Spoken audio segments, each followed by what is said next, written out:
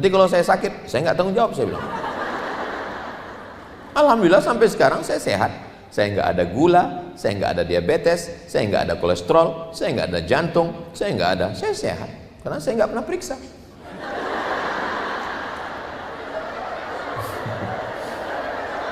Saya masih ke dokter, masih ke rumah sakit, saya masih ceramah di IDI, Ikatan Dokter Indonesia. Kawan-kawan saya masih banyak dokter. Saya dikasih pemeriksaan gratis di rumah sakit Gatot Subroto. Saya dikasih pemeriksaan gratis medical check up di rumah sakit Yarsi, Yayasan Rumah Sakit Islam Indonesia.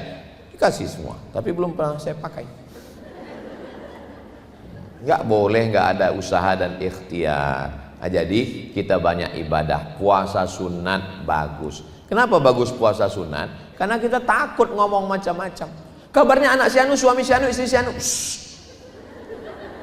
Ingat kata Habib, jangan sampai pahala puasa kita hilang. Terus gimana? Habis maghrib kita ngobrol.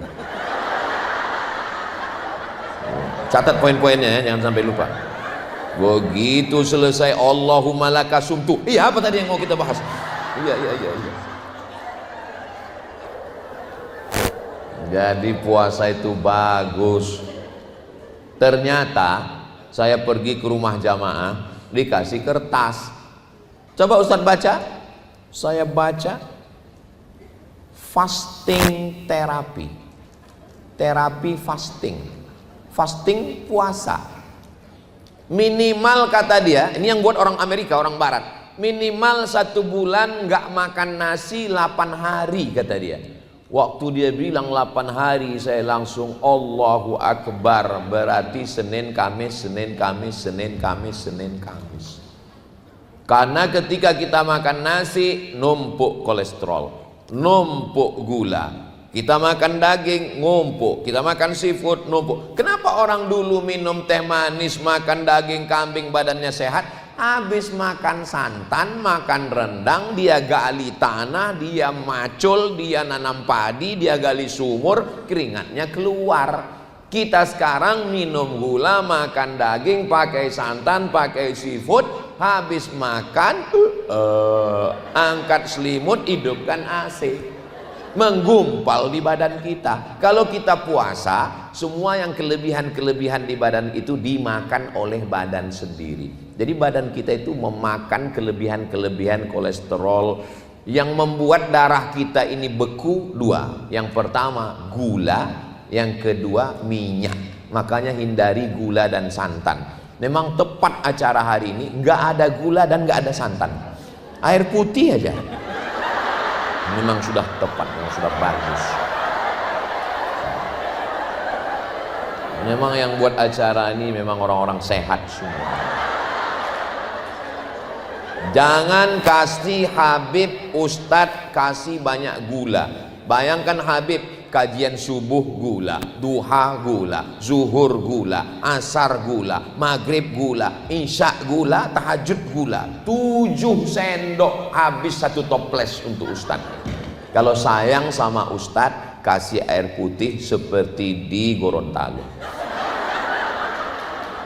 Bagus ini. Ini leher nih habis ngobrol nih kan panas nih. Leher yang panas dikasih air gula, akhirnya pita suara rusak. Makanya kalau sayang sama guru sama Ustadz, kasih air putih. Ini kelihatannya kami susah membedakan Ustadz sedang nyindir atau sedang muji nih.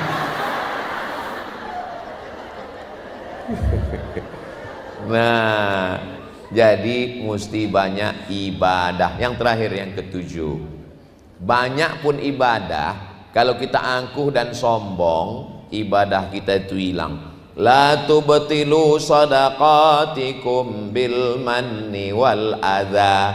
Jangan kau batalkan sedekahmu, amal solehmu hanya karena bil manni, mengungkit-ungkit, mengungkap-ungkap. Nyantuni anak yatim, rajin memberikan santunan anak yatim oleh komunitas ibu-ibu pencinta anak yatim. Siapa yang mengusap kepala anak yatim mendapatkan pahala sebanyak rambut anak yatim. Setiap anak yatim usap. Yang gundul nggak diusap. Jangan memahami tekstual. Mau yang gondrong, mau yang gundul, pahalanya banyak. Tapi ketika marah, hei anak yatim, kalau nggak saya ngasih beras kamu sudah mati lama. Nggak ada akhlak, nggak ada adab, sopan santun, tata krama, budi bahasa dijaga dengan baik. Apa ujung sholat? Apa ujung puasa? Apa ujung haji? Akhir dari semua ibadah itu adalah akhlak. Sholat, inna sholata tanha anil fahsya wal munkar. Sholat bersih dari fahsya dan munkar. Puasa, kutiba alaikumusyamu kama kutiba alal ladzina min qablikum la'allakum tattaqun. Takut. Haji, faman farada fihinnal hajja, siapa yang melaksanakan haji, fala rafatha, jangan nakal seksual, wala fusuqa, jangan nakal non seksual, wala jidal, jangan kasar ngomong. Selama saya ngomong, udah berapa menit saya ngomongnya? Pokoknya lama lah rasanya udah. Selama saya ngomong ini pasti ada kata-kata saya menyinggung perasaan kakak-kakak, ibu-ibu kan? Perempuan memang nggak berkata-kata, langsung update status aja. Kalau ada kata-kata saya yang tidak berkenan di hati, menyinggung perasaan, sudikah kakak-kakak, adik-adik, ibu-ibu mau maafkan saya? Alhamdulillah.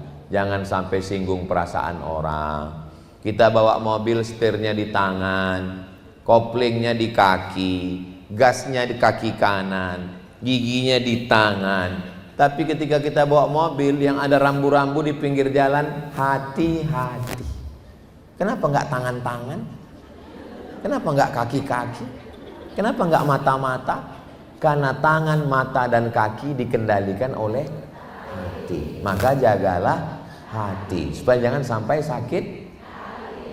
Masya Allah.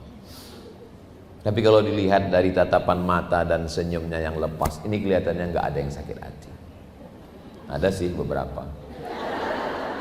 Kunci dengar ngaji sama ustadz sama habib satu aja, jangan tersinggung. Ada beberapa jamaah tersinggung pulang meninggal.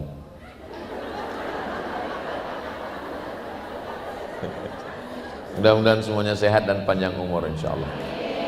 Terima kasih segala perhatian, mohon maaf segala kesilapan. Jangan kemana-mana, kita lanjutkan setelah yang satu ini.